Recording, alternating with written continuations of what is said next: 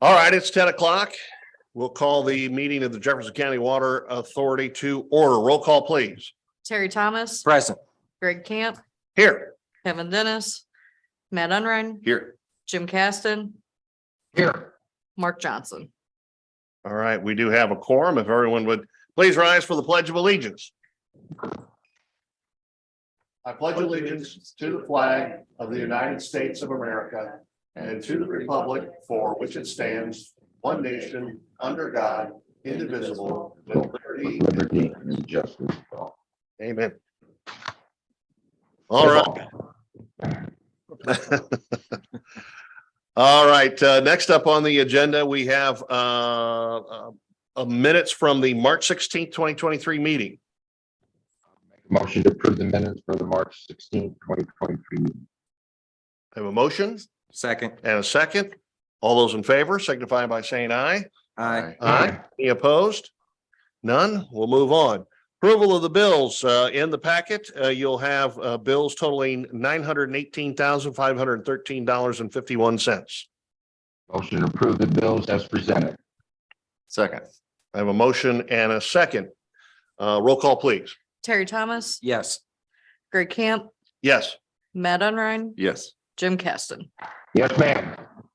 Okay. Big amount. That gets us down to old business. It's a collector well update. They did, of course, include a progress report in our packet, but I did have a couple of pictures. I had a meeting with Catherine Kern and Jeff Barnard here just a little while ago. You can see the progress that they were making on the platform, the elevated slab, and the shoring and everything that went into that. And needless to say, and then of course the stairs going in at well one. This is a good example of everything that they had done prior to the month of April. But I wanted to show you a couple of pictures that we have from shared with me today. And that is this one here. Oh, cool. Ooh,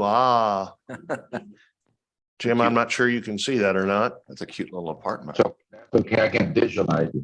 Great You can views. visualize. I'm Here we go. There we go. visualizing. I would have needed that There you go. Saturday. That Oh, is, there we go. that is the big box. And there's one more.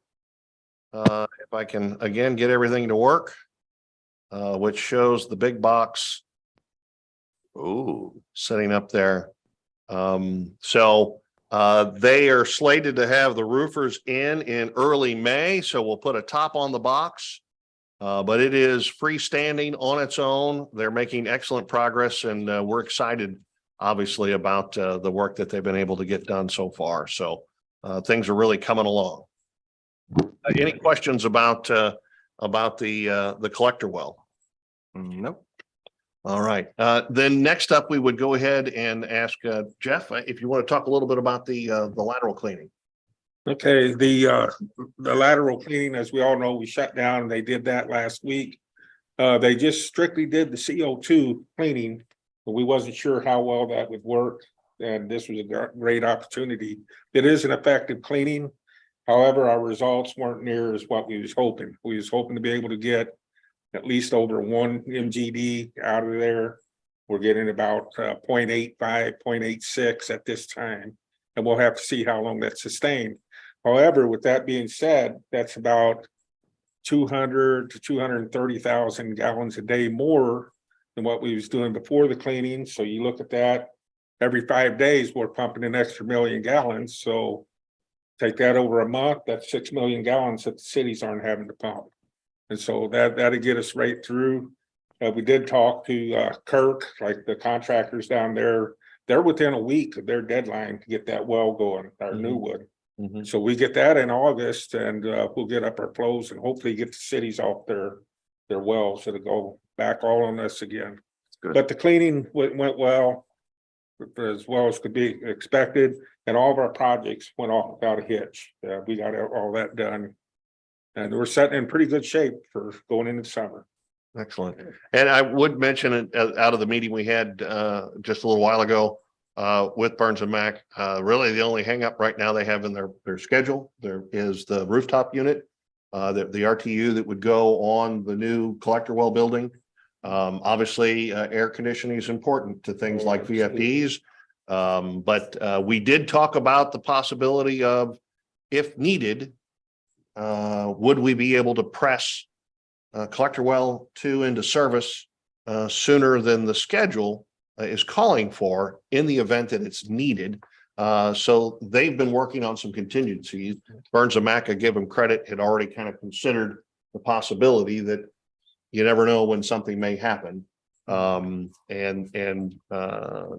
idea that we would be able to maybe put that thing online in order to help us through a spot if something comes up. Best to have a contingency. Yeah. So they're planning for a contingency. So we like that. Anything else, Jeff? No, that's it Okay. on that. Very good. Also under old business, the internal control review. I want to thank Terry and Matt for participating in that. If you noticed in the notes from Terry, I think said good job Yes, it is. on his notes. Matt didn't say anything at all. Oh, That's not a bad thing. yeah. I mean, Terry says, great job, nice records, keep it up. Both of them did sign off on the recommendations on an internal control policy change, which is just an update to some language. Yeah. Turn your microphone on, please. Sorry. We would like to make an approval to accept those changes, if you don't mind. Certainly. I would accept a motion for the changes on the internal control policy related to expenditure accounts payable and key controls. Motion made. And So I'll moved. second. Okay, there we go. Okay, let's have a roll call vote on that. Terry Thomas, Yes. Greg Camp, Aye. Matt Unrein. Yes. Jim Caston. Ma'am, All right. Moving on to new business, item 7 on the agenda, the RFP on the actuator valves. Very comprehensive staff report from Jeff and the crew. Thank you again, Jeff. The recommendation here is to go with the low bid from Eco Inc. for $26,930. The amount budgeted for the actuator valves was $30,000. you want a motion? I have a motion to accept the bid from Eco Inc. I'll make that motion Okay, for Eco Inc. For 26,000. Change, 930. 930. Okay, and a second from Terry? Second. Okay, roll call, please. Terry Thomas. Yes. Greg Camp, Aye. Matt Unrein. Yes. Jim Caston. Yes, ma'am. Okay. Also is the RFP for the lagoon pump. Again, another very comprehensive staff report. Thank you again, Jeff. This one, we received 4 bids on it. We budgeted 15,000, although if you notice in the report, and Jeff, if you could explain that maybe a little clearer, the needs of the pump to be able to move water. Originally, the way that was designed up there, those pumps would have the capability to pump water up the hill to the water treatment plant for retreatment. However, we're a groundwater under the influence of surface water plant, so we're not equipped to treat surface water up there. So with that being said, we're not going to pump water up to the plant. We're pumping the water about a 20-foot head out to the discharge now. So you don't need a big 10 horsepower pump to do that. So we specified that in the bid process, you kind of let them think out of the pocket and spit something different. So the one submitted, we're going down to a 5 horsepower pump, and it saved us a lot of money. And it's still going to do the same job as what we wanted to do. If you'll notice there, the low bid on this one, when you take out the extra expenditures, or if you add in the extra expenditures, $1,400 from Eco Inc., the low bid is from Equipment Pro Incorporated at $75,8713. So substantial savings below the budgeted amount of $15,000. We would recommend a bid, or I should say a motion to approve the bid from Equipment Pro. I got a question real quick. Yeah. When I was looking at Van Vendor Engineering, How come the 7.5 horsepower motor costs a whole lot more than the 10 horsepower? Because their 7 horse was 19,000 and their 10 horse was 16,000. Well, I think if you notice they're different manufacturers. One's a flight pump and the other one's a steady. Oh, yeah. So, yeah. I get flight costs money just for the name. Yeah. Yeah. Okay. Yeah. Because I'm looking at it, I wonder if they got those backwards, but. And I guess they just didn't want to bid a 5 horse pump or. They did not bid it by, we just put the specifications in the bid in the paper. That it had to be compatible electronically and with our SCADA system. And then they was free to bid the project how they seen fit. Yeah, I don't think it's going to change anything, but I'm just curious why they're at 19 and 16 and we dropped down to 7 real quick and. I think that if they wanted something, they would have put a 5 horsepower in there, but I guess Yeah. they chose not to, but they were going to be the highest anyway. Yeah. So I was just curious. Again, the low bid from Equipment Pro is 75,8713. I'll make Make a motion to, okay, I'll second. A motion and a second. Can we get a roll call on that? Terry Thomas, yes. Greg Camp, Aye. Matt Unrein, Yes. Jim Caston. All right, moving on to reports. In your package, you do have the financials, which includes the trial balance, general ledger, cash activity, revenue and expenditure report. If you have any questions on that, now would be the time. If not, anything Jeff would like to add that's not in his report that's in the packet? No, I think I've got everything pretty much covered in there, other than, like I said, the shutdown did go off without a hitch. And everything's still set for this Sunday. We're gonna initiate that schedule change and rotate folks in and out so they can learn more aspects of the plant and everything. So everything's a go. Excellent. Also want to extend congratulations to Bobby Patton and Damian Stroop. Bobby upgraded to an A level, so that makes 3 now at the plant.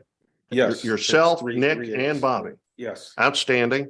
And Damian, of course, to a C level. So congratulations to all of to both of them for achieving that. That's hard work. One last question. We are fully staffed now, right? You have a full complement of employees. We are fully staffed, and the one operator that is not certified yet, he took his test last Thursday. He finished the course. And so we're waiting the results on that. So when he gets his D, which I'm pretty confident that he will, we'll have everybody certified, and we're fully staffed for the first time in a very long time at the Jefferson County Water Authority. And that's why we're able to do this schedule. Rotation. Rotating Okay. people in and out. And the way we're doing it, the guys, for the most part, are going to be able to keep their compressed work schedule that they like so much. Basically, they're going to come out, do 2 pay periods worth of maintenance, and then they'll go right back into their compressed work schedule and get their 6 days off that they like so well. Cool. Yeah.